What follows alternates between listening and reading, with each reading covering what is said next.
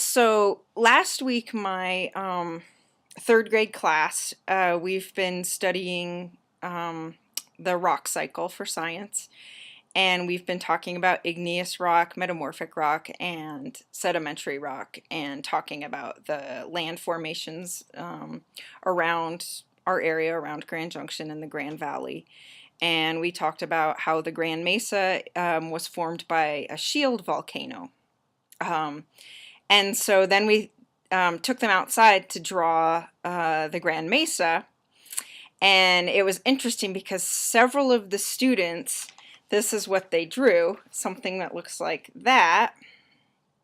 Um, the traditional idea of what we think of as a volcano, but obviously it looks nothing like the Grand Mesa, which is fine, and it's totally understandable. But it got me thinking about perspective, and chapter 3 in our social studies strategies book is called Developing Multiple Perspectives, and it had some nice ideas, and I've actually done a couple of these ideas with students in the past, but more for the art idea, but this you can relate to social studies.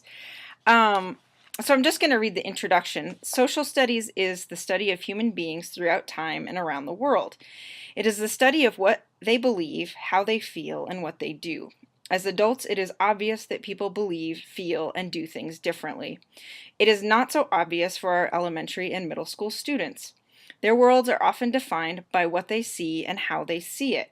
If a perspective is introduced that is not part of their experience or prior learning, they may dismiss it as wrong or as not real. The ability to recognize the existence of multiple or diverse perspectives, as well as the ability to develop multiple perspectives, is an essential component of social studies in a democracy. So this chapter is really good because it gives some really nice ideas of how you can introduce the idea of different worldviews and different perspectives to students.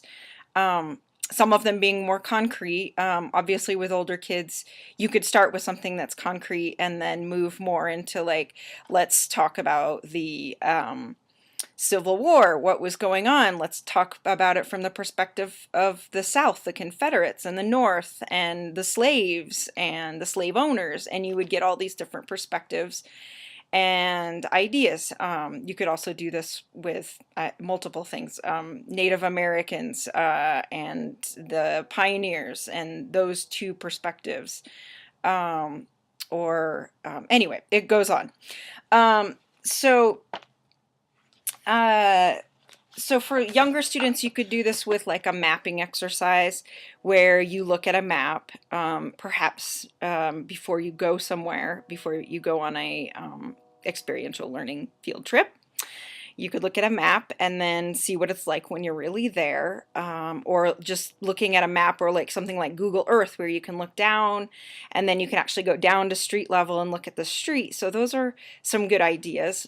Another one that's really good that you could do in the classroom, and this is one that I've done, is a drawing exercise where you have a table with, and I would prefer one with plexiglass, and that way you can see up through the bottom. So you have a table with different things on it, maybe a pile of books and a vase and a shoe and just ordinary objects. And then you have the students gather around, so they're all around it. But not only that, some of them can stand on chairs, some of them can sit on the ground, some of them can lie down and draw from under. And then, so they all have to draw, and you have to really, emphasize that they're drawing what they're really seeing. Like, what are you really seeing from where you are? And then after that, you take all the drawings and you can compare them, and you get a really nice idea of where the person was and like what they saw, and how it makes a huge difference where you're standing or sitting or which side you're on, as to what you're drawing and what you're seeing. And so for example, I also like the idea personally of using an object where they may have never seen it before, or so they don't have like a concrete idea in their head, like it's an apple, I know what an apple looks like, and then they don't look at it anymore. You want something that they have to look at. So something like this, which is a little pottery vase with a funny little face on it. And it's nice because you get all these different perspectives from the back and the bottom and the top. And I did some drawings just for the fun of it to show kind of what I'm talking about. So you have the front, the head-on, you know, pretty much level drawing of the face. And this would be from down below, if I was sitting down below looking up at it. You can see the bottom and like kind of up the nose. And then from the top you have a totally different perspective, where you can't even really see the face anymore. You just see like this knob that's the nose and inside the little pot. So then, you know, you can compare all these drawings and you really get a nice idea of perspective. Another thing that I think is really good also is using comic books.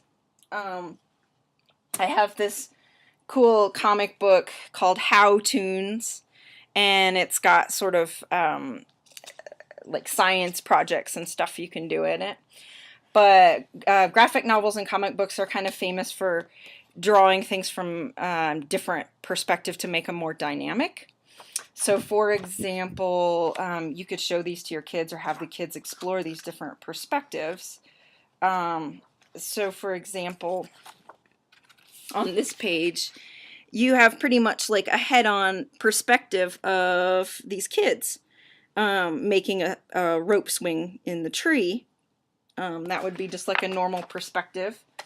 And then you have this perspective here to this one right here, which is kind of from a bird's eye view. So it's above, and also the one above it is a bird's eye view. So it's looking up from maybe a squirrel down at the little kids down there. So it's from above, and here's one that is from like an ant's perspective. So he's like looking up at this girl, and her shoes are huge, and you can see the bottom of her shoes and kind of looking up at her. So that's kind of a different perspective. But there's all kinds of perspectives like this in comic books.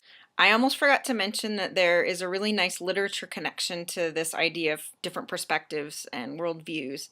And it's the story, it's an Indian story, but it's been retold, of the blind men and the elephant. And so the story is about 6 blind men who come to see the elephant. Of course they can't see, but they touch different parts of the elephant, and they describe it as completely different things. Oh, an elephant is like a tree because one of them's touching the leg, another one's touching the tail. Oh, an elephant is like a rope, and then another one's touching the ear. An elephant's like a fan. So how they all have a different perspective of an elephant, which is an interesting literature connection that I wanted to mention that goes along really nicely with this as well, that you could read or have the kids read.